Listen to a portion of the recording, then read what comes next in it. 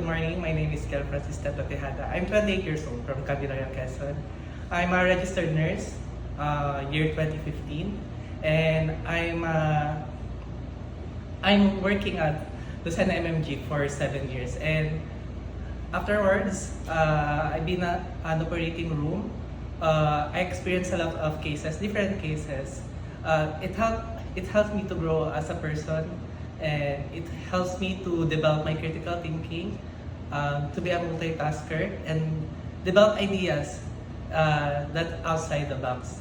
Aside from that, I work as a part-time clinical instructor at Kalayan, which helps me to adapt to the new behavior of the new generations.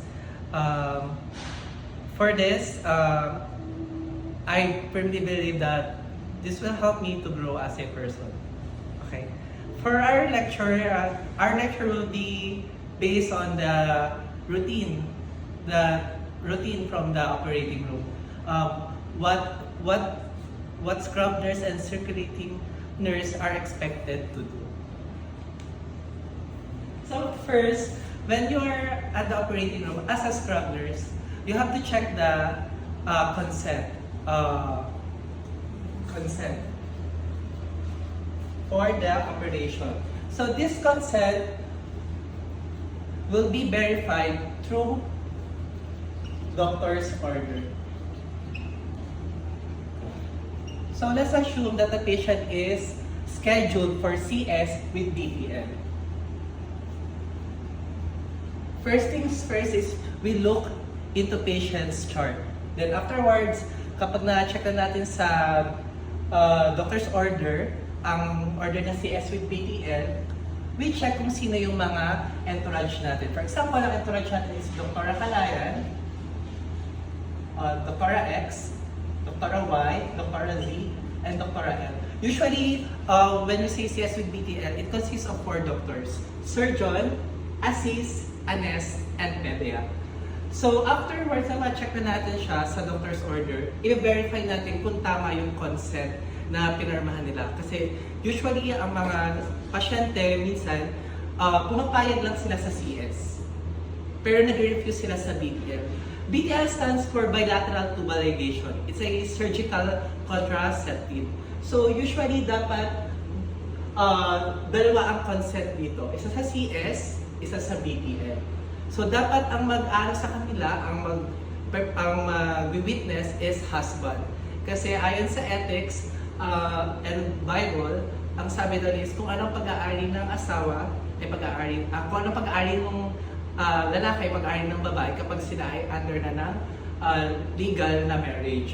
So afterwards, kapag nag-consent na sila, check mo kung dalawa yung consent, CS with BTL. So ang una muna natin is doctor's order, then consent. Kapag na-check nyo na may consent ang pasyente, saka nyo naman i-check ang pre-op interview. So ano nga ba importance ng pre-op interview? When we say pre-op interview, dito pumapasok kung ano yung mga previous operation niya, kung meron man siya. Saka kung saan man siya allergies. So bakit kailangan natin malaman kung may allergies ang pasyente?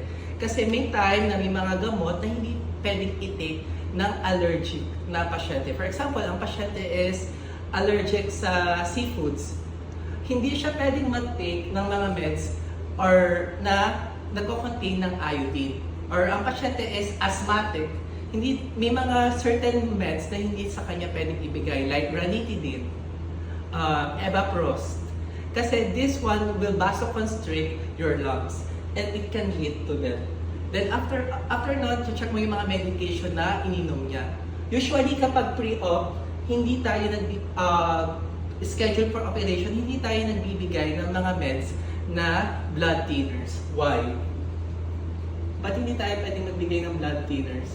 Kasi once nagbigay ka ng blood thinners before the procedure, ang purpose kasi ng blood thinners, from the word itself, tutunawin niya yung mga clots dun sa vessels mo. Kapag nag-cutting na ang doktor at nag-take siya ng blood thinners, mas gagrabe yung pagdudugo. Kapag nagrabe yung pagdudugo, it can lead to hypovolemic shock. And hypovolemic shock can lead to hypotension, pagbaba ng BP, pagbaba ng paghinga, pagtaas ng paghinga, takip niya, sakit, pagtaas ng ating cardiac rate, tachycardia. So, ang ating mnemonic dyan is hypo-tachytachy kapag nagkaroon tayo ng hypovolemic shock. So, hindi tayo pwedeng mag-take ng mga blood thinners before the procedure. Then, after nun, pag na-check na natin ang consent, doctor's order consent, saka pre-op interview, saka na natin siya ipupunta sa OR. So, sa OR, doon na natin i-prepare ang pasyente kung ano man yung gagawin sa kanya. So, let's assume na si ma'am ang pasyente natin for CS with BTL. So, usually, ano nga ba ang mga indication for CS with BTL? So, marami siyang indication. For example, meron tayong malpresentation or tinatawag nating suhi. So, hindi siya kayang mag-normal delivery. So, she is candidate for CS. Or kaya kapag dumuni na ang baby sa loob ng uterus. Kasi it can lead to infection or septicemia. Ang tawag doon is meconium.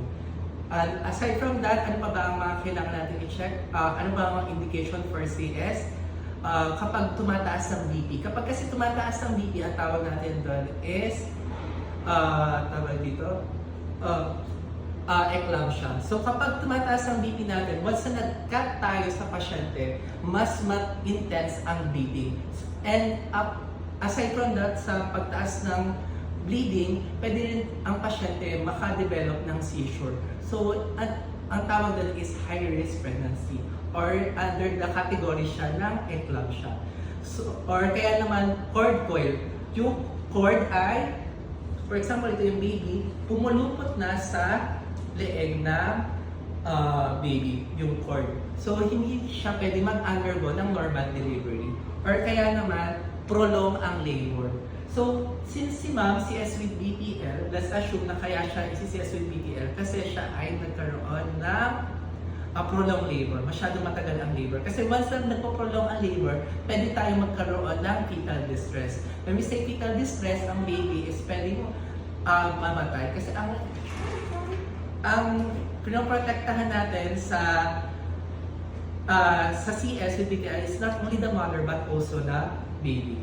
So for example, narito na si mother, ang susunod natin gagawin is i-hook siya sa oxygen.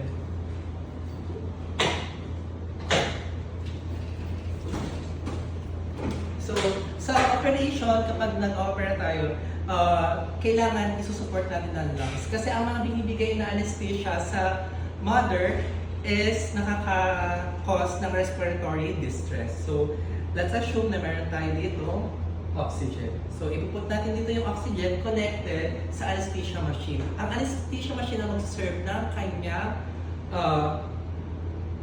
mechanical ventilator. Then after ma-hook natin sa machine, kailangan natin i-check yung BP niya kung nataas or nababa. Kasi kapag masyadong tumataas ang BP, because baka pwedeng pag nag-cut ang doktor, mas mag-prolong ang bleeding, or kapag masyadong naman mababa ang BP, baka naman masyadong malakas ang pagdudugo.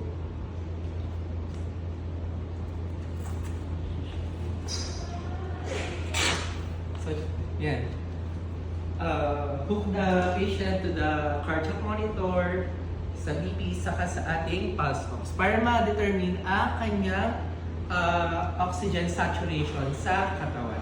And afterwards, kapag na-check na natin dito, ang anesthesiologist ay mag-i-induct na ng anesthesia. So, paano ba malalaman kung anong type ng anesthesia ang gagamitin kahit hindi mo na siya itanong sa anesthesiologist?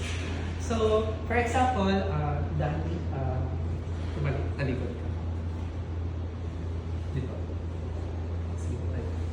Okay, assuming muna na si ma'am will be our dummy. So, ito ang tinatawag nating lumbar. Meron tong number. L3 and L4, dito tinuturok ang anesthesia.